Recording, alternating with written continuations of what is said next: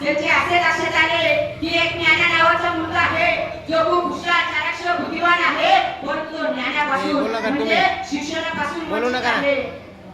आणि ही गोष्ट जेव्हा महात्मा ज्योतिबा फुलेंच्या लक्षात आली तेव्हा महात्मा ज्योतिबा फुलेंनी आपल्या जवळच्या एका स्नेही अधिकाऱ्याला पत्र लिहिले. त्या अधिकाऱ्याचे नाव होते मिचेल साहेब. आणि त्या पत्रातून असे सांगितले की एक ज्ञाना नावाचा मुलगा आहे जो अतिशय हुशार चाणाक्ष बुद्धिवान आहे परंतु तो ज्ञानापासून शिक्षणापासून वंचित आहे. त्याला जरा तुमच्या शाळेच्या बाकावरती बसू द्या, दोन चार शब्द त्याच्या लक्षात येऊ द्या आणि हे ऐकताच मिचेल साहेबांचा हुंकार आला व तो ज्ञाना नावाचा मुलगा शाळेच्या दिशेने जाऊ लागला. आणि जसा तो शाळेत पोहोचला वर्गात तो टाकणारच तेवढ्या वर्गाची सगळी मुलं वर्गाबाहेर आली आणि मिचेल साहेबांना विचारले काय बाबांनो काय झालं. तेव्हा त्याच्यातला एक मुलगा पुढे आला आणि म्हणाला हा एक दलित वस्तीचा गरीब मुलगा आहे जो आमच्या सोबत असता. मिचेल साहेब विचार करू लागले आता काय करायचं. तेव्हा मिचेल साहेब त्यांना म्हणाले नाही हा तुमच्या सोबत बाकावरती नव्हे तर समोर जमिनीवरती चटईवरती बसेल. तेवढ्या दुसरा मुलगा पुढे आला आणि म्हणाला की याचा विचार चटईला होणार चटईचा विचार जमिनीला आणि जमिनीचा विचार आम्हाला होणार मग आम्हाला घरी जाऊन दररोज आंघोळ करावी लागणार. हा सगळा प्रसंग त्या ज्ञाना नावाच्या मुलाने उघड्या डोळ्याने पाहिला व तेथून जो निघून गेला त्याने कधी फिरून शाळेकडे पाहिले सुद्धा नाही. आणि ही गोष्ट जेव्हा महात्मा ज्योतिबा फुलेंच्या लक्षात आली तेव्हा महात्मा ज्योतिबा फुलेंची तड पायाची आग मस्तकाला गेली आणि महात्मा ज्योतिबा फुले विचार करू लागले आजपर्यंत ज्या सूर्याची किरणे आम्हाला राज्याभिषेक घालत आली आजपर्यंत ज्या सूर्याची किरणे आम्हाला राज्याभिषेक घालत आली त्या सूर्याच्या किरणांना आमचा कधी उद्धार झाला नाही. आम्ही या भूमीवरनं या मातीवरनं अथातपणे चालत आलो त्या भूमीला आमचा कधी उद्धार झाला नाही. इतकेच नव्हे तर आम्ही थकल्या भागल्यानंतर एखाद्या झाडाच्या सावलीखाली बसलो त्या झाडाच्या सावलीला आमचा कधी उद्धार झाला नाही.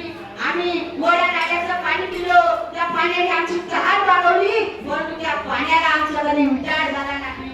आणि मग सांबाराने शिवलेली चप्पल आम्ही पायात घालतो त्या सांबाराचा उद्धार कुंभाराने घडवलेल्या माठ्याचं थंड पाणी आम्ही पितो त्या कुंभाराचा उद्धार. महात्मा ज्योतिबा फुलेंच्या लक्षात आलं होतं या सगळ्यांच्या मागचं कारण एकच होतं ते म्हणजे फक्त अज्ञान अज्ञान आणि अज्ञान.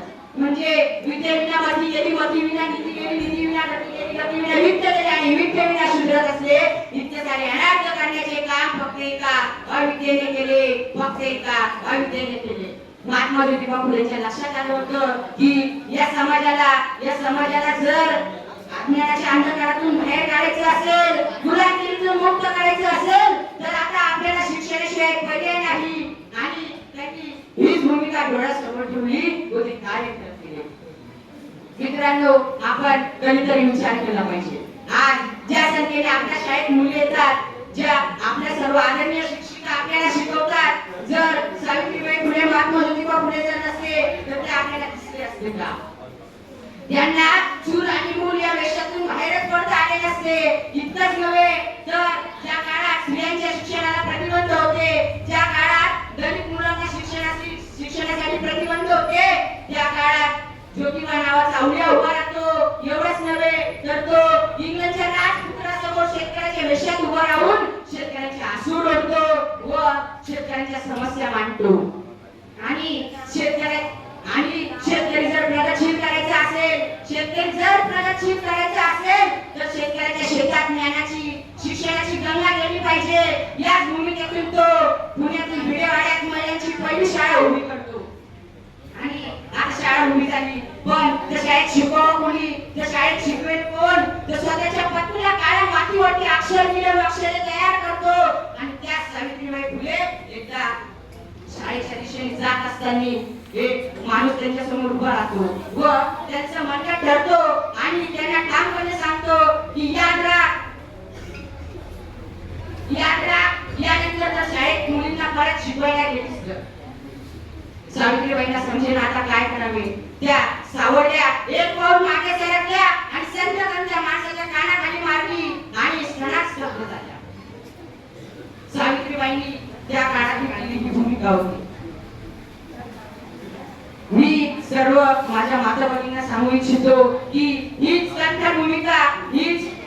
तटस्थ भूमिका जर आज माझ्या सर्व भगिनींनी जर घेतली, आत्मसात केली, तर उद्या तुमच्यावर अन्याय अत्याचार करण्याची हिंमत कोणी करणार नाही. ही भूमिका आपण लक्षात घेतली पाहिजे. आणि जाता जाता एवढेच बोलायचे वाटते, जाता जाता एवढेच बोलायचे वाटते, स्त्रियांच्या शिक्षणाची पिढी तो कैवारी, स्त्रियांच्या शिक्षणाची पिढी तो कैवारी, सावित्री तुझ्यामुळे शिकते आज प्रत्येक नारी, सावित्री तुझ्यामुळे शिकते आज प्रत्येक नारी. धन्यवाद.